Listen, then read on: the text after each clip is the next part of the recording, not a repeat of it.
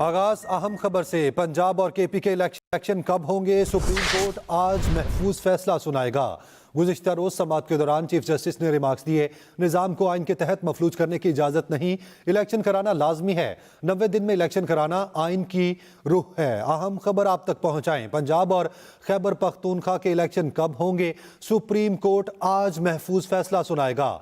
गुज़िश्ता रोज समाअत के दौरान chief justice ने रिमार्क्स दिए, निज़ाम को आइन के तहत मफलूज करने की इजाज़त नहीं, इलेक्शन कराना लाजमी है, 90 दिन में इलेक्शन कराना आइन की रूह है। पंजाब और खैबर पख्तूनख्वा के इलेक्शन कब होंगे, सुप्रीम कोर्ट आज महफूज फैसला सुनाएगी।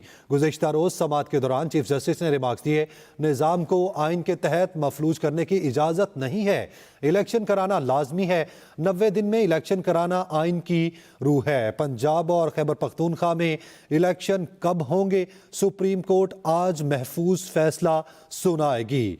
गुज़िश्ता रोज समाअत के दौरान चीफ जस्टिस ने रिमार्क्स दिए, निज़ाम को आइन के तहत मफलूज करने की इजाज़त नहीं, इलेक्शन कराना लाजमी है, 90 दिन में इलेक्शन कराना आइन की रूह है। अहम खबर आप तक पहुँचाएं। पंजाब और खैबर पख्तूनख्वा के इलेक्शन कब होंगे, सुप्रीम कोर्ट आज महफूज फैसला सुनाएगी।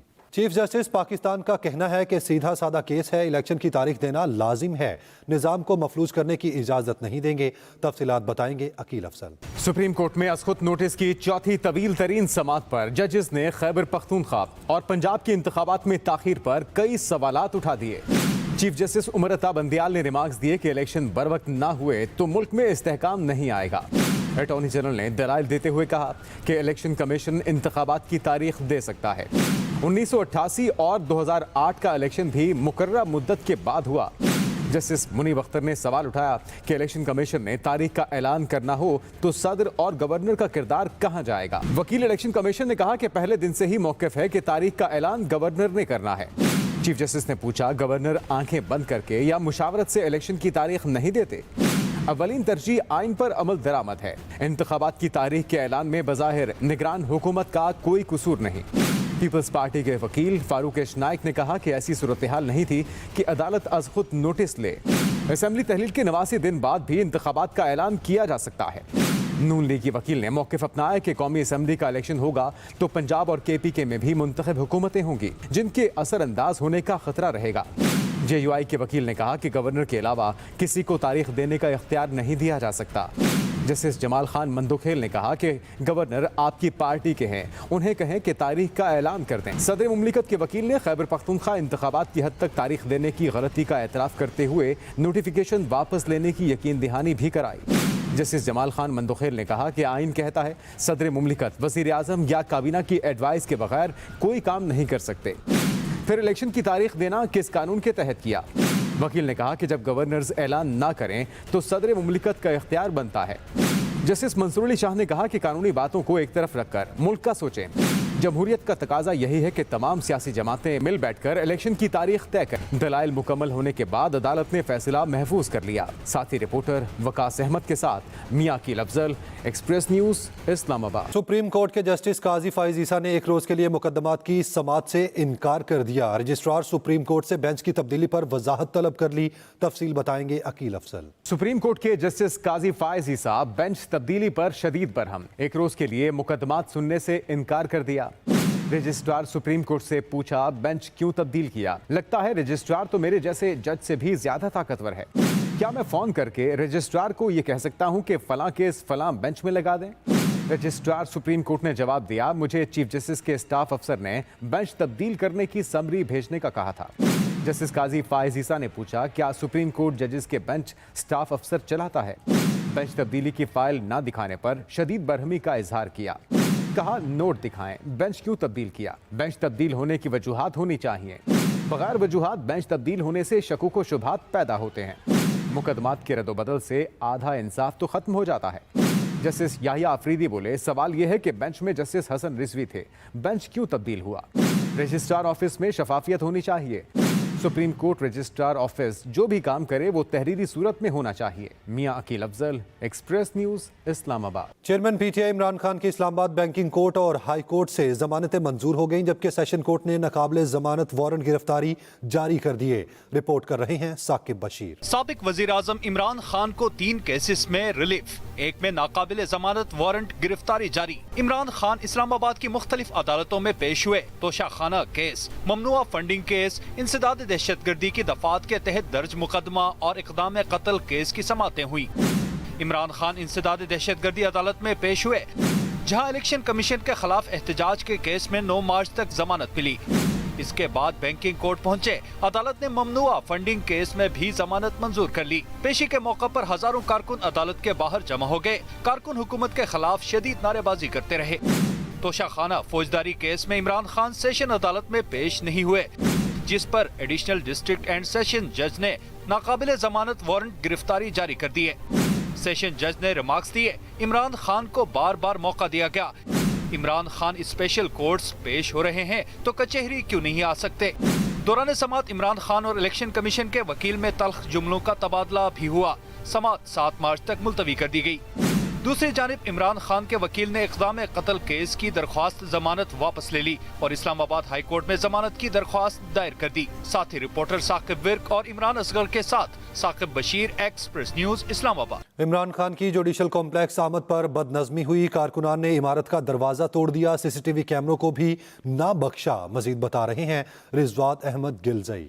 साबिक वजीर आजम इमरान खान पेशी के लिए रैली की सूरत में लाहौर से बजरिया मोटरवे जुडिशल कॉम्प्लेक्स इस्लामाबाद पहुंचे। मोटरवे पर जगह जगह चेयरमैन तरीके इंसाफ का शानदार इस्तकबाल किया गया। 0 पॉइंट से कारकुनों की एक बड़ी रैली टूल प्लाजा इस्लामाबाद पहुंची। इमरान खान की इंसदाद दहशतगर्दी अदालत और बैंकिंग कोर्ट में पेशी पर वकला की बड़ी तादाद मौजूद रही। पार्टी रहनुमा भी जुडिशल कॉम्प्लेक्स पहुंचे। मुराद सईद इमरान खान की गाड़ी की छत पर सवार रहे। तरीके इंसाफ के कारकुनों की बड़ी तादाद हिफाजती हिसार तोड़कर अदालती अहाते में दाखिल हो गई। पार्टी कारकुनों ने कॉम्प्लेक्स में हंगामा आराई भी की। खवातीन भी लीडर के इस्तकबाल में किसी से पीछे न रही। सिक्योरिटी एहलकार कारकुनों को रोकने में नाकाम नजर आए। इस्लामाबाद हाई कोर्ट में भी बदतरीन बदनज़मी हुई।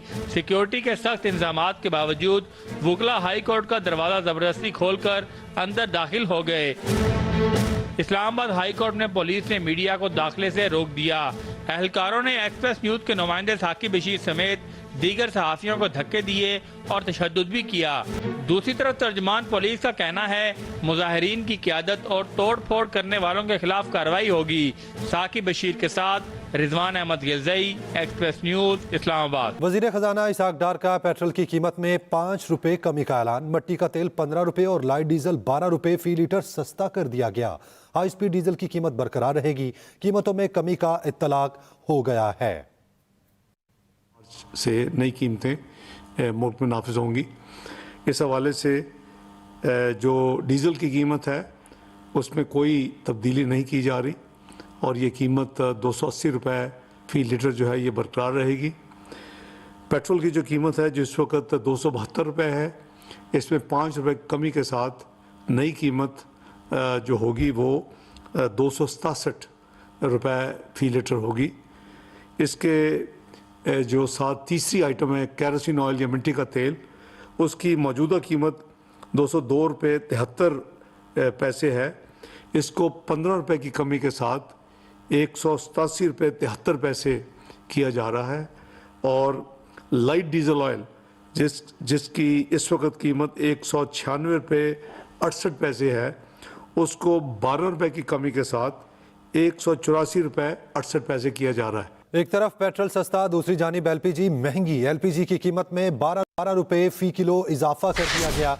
एलपीजी 266 से बढ़कर 278 रुपए फी किलो हो गई। कीमतों में इजाफे से घरेलू सिलेंडर 136 और कमर्शियल सिलेंडर 525 रुपए महंगा हो गया है। एक तरफ पेट्रोल की कीमत सस्ती तो दूसरी जानिब एलपीजी महंगी। एलपीजी की कीमत में 12 रुपए फी किलो इजाफा कर दिया गया। एलपीजी 266 से बढ़कर 278 रुपए फी किलो हो गई है। कीमतों में इजाफे से घरेलू सिलेंडर 136 और कमर्शियल सिलेंडर 525 रुपए महंगा हो गया है। महंगाई के सताए शहरियों के लिए बड़ी खबर आ गई है। आइंदा महीनों में महंगाई में इजाफे का इम्कान है।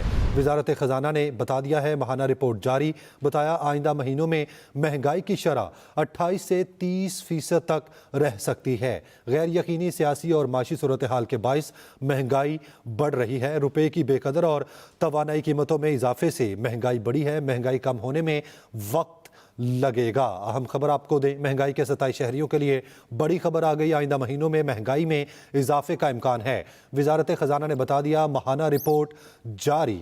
IMF के शरह सूद बढ़ाने के मुतालबे पर अमल दरामद के लिए स्टेट बैंक की मॉनिटरी पॉलिसी कमेटी का इजलास शेड्यूल है। 2 हफ्ते पहले तलब कर लिया गया है। स्टेट बैंक की मॉनिटरी पॉलिसी कमेटी आज होने वाले इजलास में माशी सूरत हाल बिलखसूस अफरात ज़र के दबाव पर गौर करते हुए शरह सूद का तयन करेगी। तज्जियाकारों की अक्सरियत शरह सूद में 220 पॉइंट्स तक इजाफे की तवक्को कर रही है। पॉलिसी रेट की मौजूदा 17% शरह 25 माह की बुलंद तरीन सतह पर है।